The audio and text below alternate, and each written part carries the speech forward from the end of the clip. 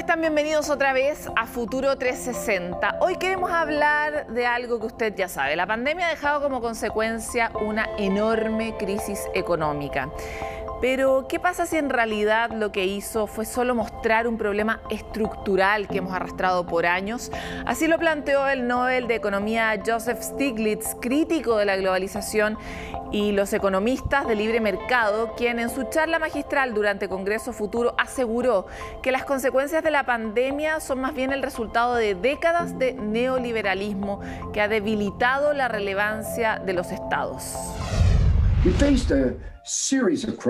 Enfrentamos una serie de crisis que nos han demostrado que ese modelo está mal y que la política económica basada en esos modelos ha sido errónea. Y ahora estamos en una situación donde nos vemos enfrentando la realidad. Tenemos que modificar no solo las políticas, sino que también el marco dentro del cual hacemos esas políticas.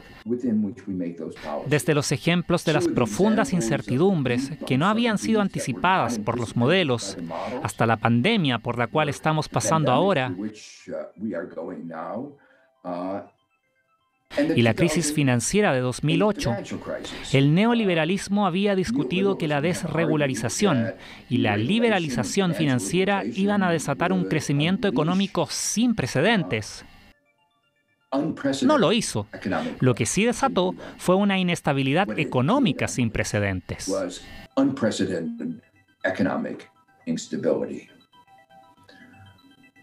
Los modelos que fundamentan el neoliberalismo eran modelos corruptores que dicen que de alguna manera la economía siempre estuvo en una trayectoria de equilibrio, a pesar del hecho de que una y otra vez ha habido crisis como la de 2008,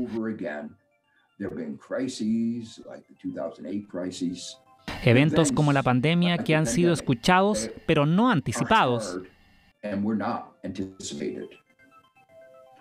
Ahora vamos hacia otra posible crisis, la crisis climática.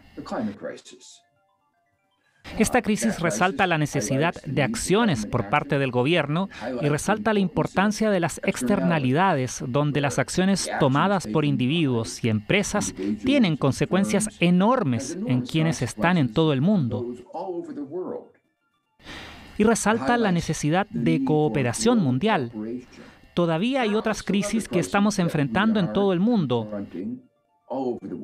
Una de ellas, de la cual he estado preocupado, es la crisis de la desigualdad. La pandemia ha reconstruido aún más las profundidades de la desigualdad, tanto dentro de los países como entre ellos, y ha exacerbado esas desigualdades.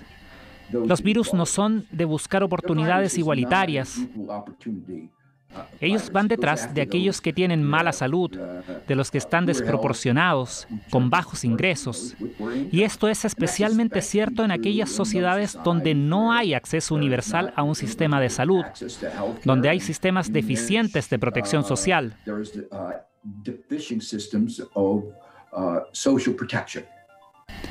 Uno de los motivos por los cuales Estados Unidos ha sido tan azotado por esta enfermedad, teniendo alrededor de un cuarto de los casos, a pesar del hecho de que tenemos alrededor de un 4% de la población. El motivo por el cual hemos sido tan azotados es en parte porque tenemos muy malos sistemas de seguridad social, de protección social. No reconocemos a Estados Unidos como, tenemos eso en este país, un país que no reconoce el derecho a acceder a la salud como un derecho humano básico.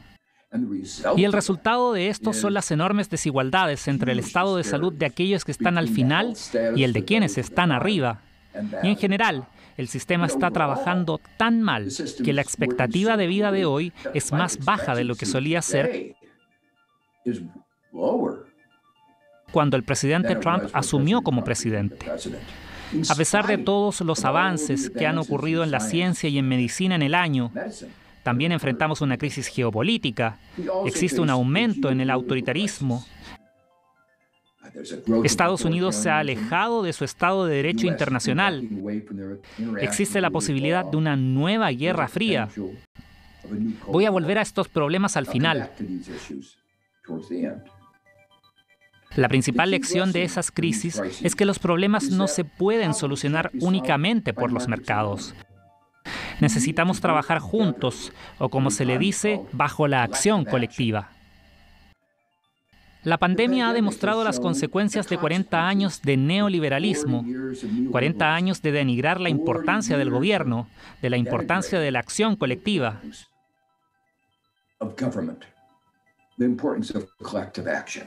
El resultado es que el gobierno estaba menos preparado para lidiar con la pandemia, menos preparado para lidiar con las otras crisis de las cuales les hablé hace un minuto.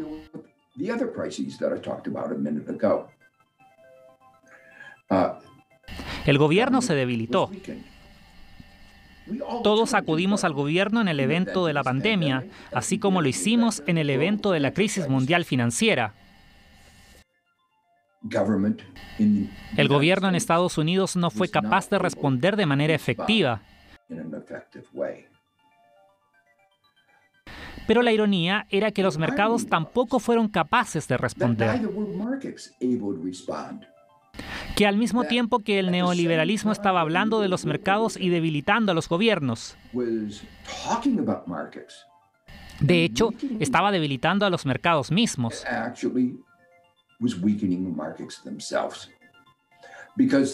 Porque los tipos de normas que se establecieron en esta era del neoliberalismo resultaron en mercados ineficientes, de corto plazo. Lo vimos en 2008, donde las instituciones financieras miraron hacia dónde podían recibir ganancias a corto plazo. Incluso cuando involucrarse en tomar riesgos excesivos, involucrarse al manipular un mercado de préstamos predatorios, va a ser dañino para nuestra sociedad. Pero esta pandemia nuevamente le ha mostrado a los mercados que no han funcionado bien. Nos hemos asombrado en Estados Unidos al ver que nuestros mercados no podían producir productos simples, como equipos de protección o mascarillas, y mucho menos algunos productos más complicados como exámenes o ventiladores. Una forma en la que fabricamos autos sin neumáticos de repuesto. Ahorramos un poco de dinero a corto plazo, pero por supuesto que todos sabemos lo que ocurre cuando se nos revienta un neumático y estamos a cierta distancia de la estación de servicio más cercana. El costo puede ser enorme. Ahorramos un poco de dinero inicial, pero pagamos un gran costo más adelante. Y esa es la naturaleza de los mercados cuando no tienes buenas leyes de gobierno corporativas. Y lamentablemente el neoliberalismo reestructuró las normas de la economía del mercado, que tiene consecuencias como que no solo el gobierno se volvió menos efectivo, sino que también lo hicieron los mercados. La pandemia ha resaltado una completa serie de problemas, de tal manera que se convirtió en un experimento natural. Afectó a muchos países, a la mayoría de los países del mundo. Pero distintos países respondieron de distintas maneras. Y podemos verlo al mirar los éxitos y fracasos, y lo que contribuyó a cada éxito y fracaso.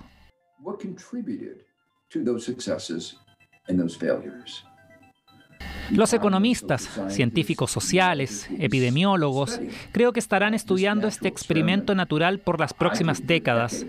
Pero hemos visto enormes éxitos en países como Nueva Zelanda, Taiwán, Corea del Sur.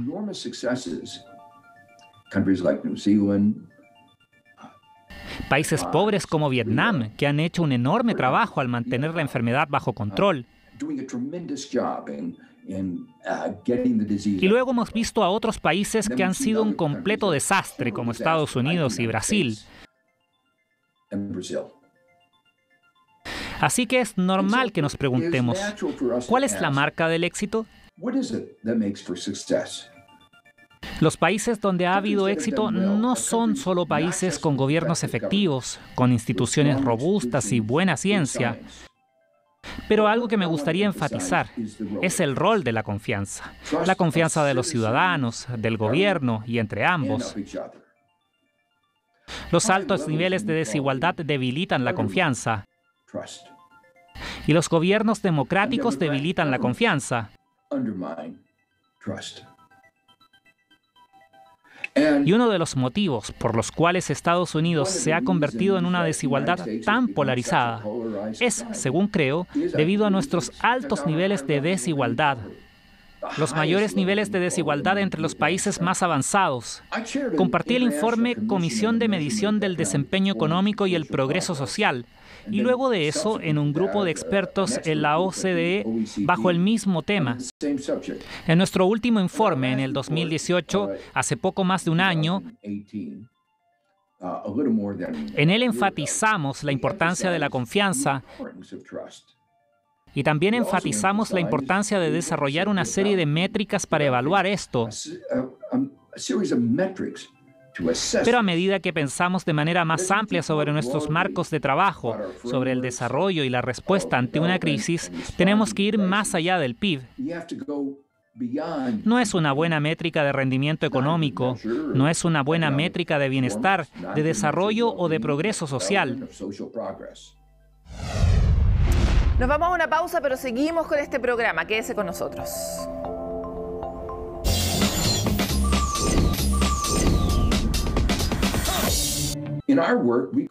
En nuestro trabajo necesitamos un tablero de indicadores que incorporen, por ejemplo, la sostenibilidad, que se preocupen de la desigualdad, de métricas de salud.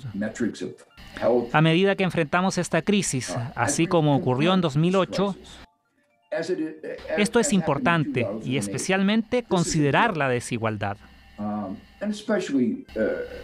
Una de las cosas que ocurrieron entre 2009 a 2012, durante el periodo de recuperación, fue que el 91% del aumento en el PIB durante esos primeros 3 años, después de lo que se llama recuperación, se fue a la cima en 1%. La consecuencia fue que para la mayoría de los estadounidenses no hubo recuperación. Y por lo tanto, el presidente y quien lideraba la Reserva Federal hablaron sobre una recuperación. Y muchos ciudadanos pensaron, algo falta. Existe falta de confianza en el gobierno. Pensaron que las estadísticas estaban siendo manipuladas, que el gobierno no estaba trabajando para los ciudadanos comunes. Lo que ellos llamaban recuperación era una recuperación para los banqueros, para la misma gente que había generado la crisis. Pero no hubo recuperación para todos los ciudadanos normales que estaban perdiendo sus casas, para los millones que estaban perdiendo sus trabajos, muchos millones.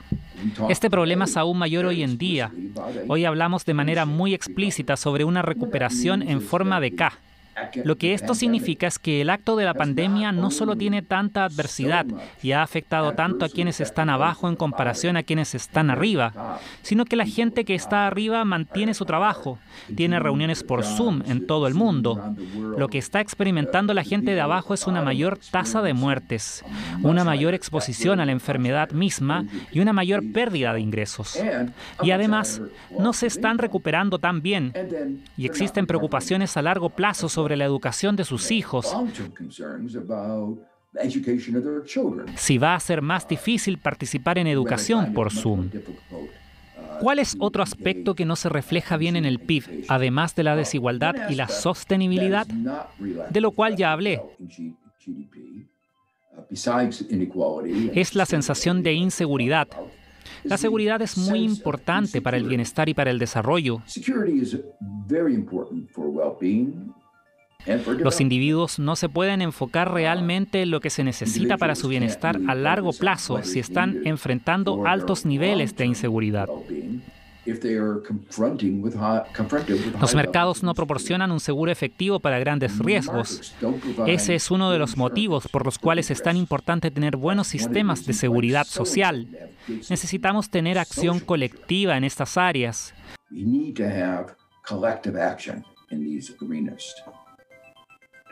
Las profundas incertidumbres a las cuales me he estado refiriendo también nos están forzando a replantearnos algunas de las viejas normas que guiaron la política económica. Antes mencioné las estructuras de Europa sobre no tener un déficit mayor a 3% del PIB. un número que salió de la nada, pero hay otros números igualmente arbitrarios, igualmente peligrosos si fueran a cumplirse con el máximo rigor.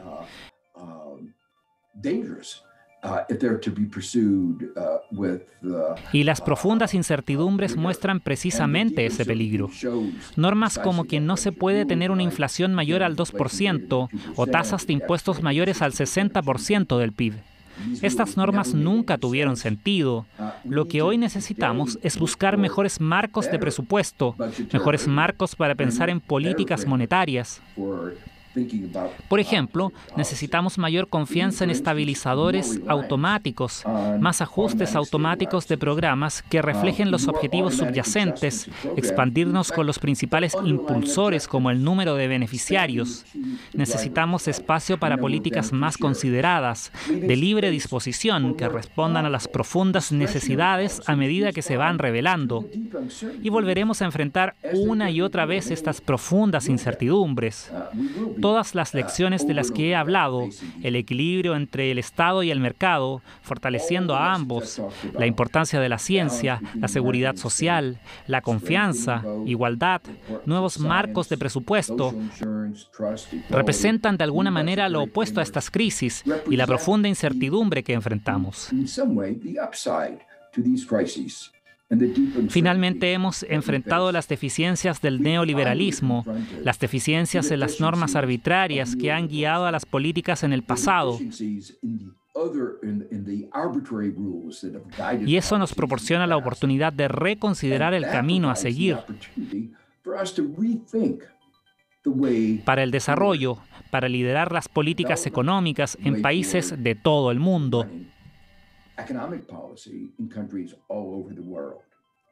En 2008, el jefe de gabinete del presidente Obama, Rahm Emanuel, dijo: "Nunca deberíamos desaprovechar una crisis". Lamentablemente, Estados Unidos hizo precisamente eso. En efecto, el mal manejo de la crisis llevó a una dinámica política que ha resultado en algo increíblemente espantoso en Estados Unidos.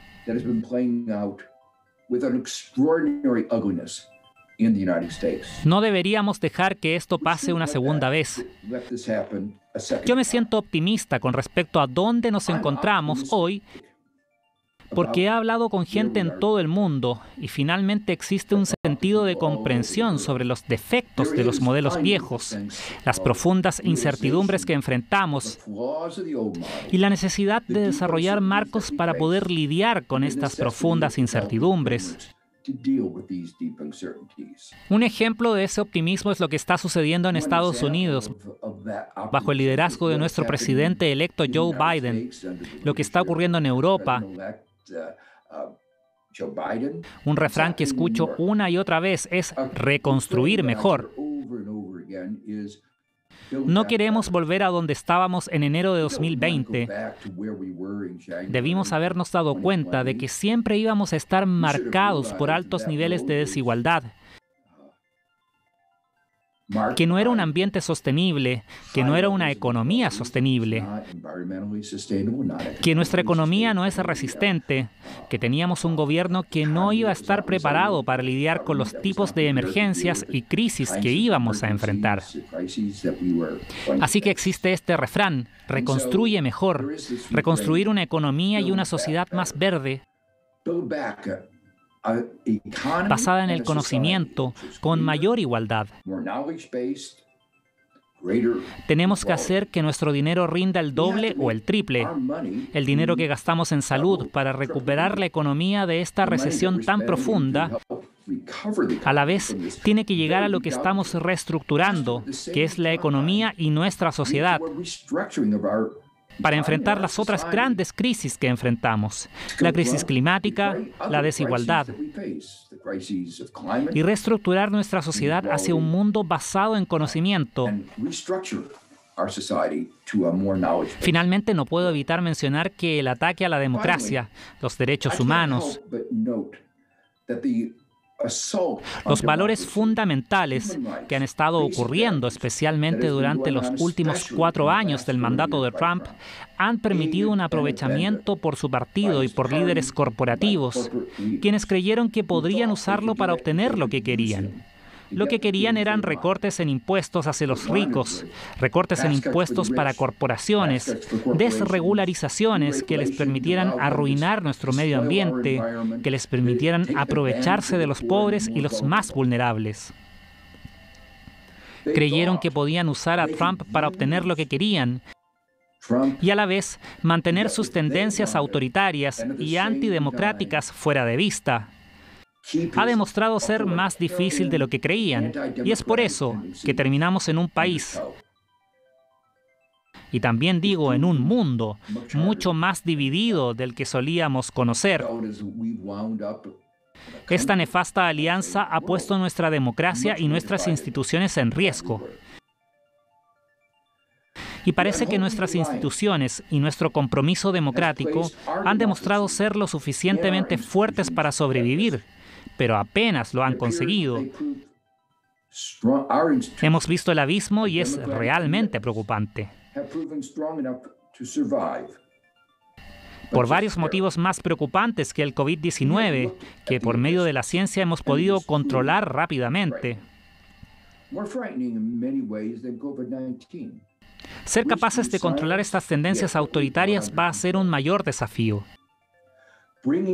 Habiendo reconocido la fragilidad de nuestras instituciones democráticas en Estados Unidos y en el mundo, ahora debemos comenzar a trabajar arduamente en fortalecer nuestras instituciones democráticas, comprometiéndonos nuevamente con la democracia y los derechos humanos y reestructurando nuestras economías y nuestras sociedades para asegurar un crecimiento inclusivo y sostenible.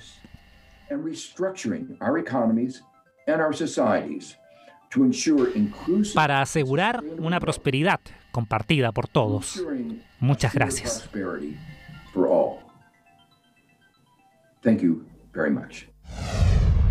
Y hasta aquí llega este capítulo de Futuro 360. Si usted tiene tristeza en el corazón, manténgase conectado con nosotros a través de nuestras distintas plataformas, donde puede encontrar además todas estas charlas, notas especiales sobre Congreso Futuro 2021, que es mucho conocimiento disponible para que todos los fanáticos de la ciencia y del pensamiento se mantengan al día sobre lo que está pasando. Nos encontramos entonces en el siguiente capítulo.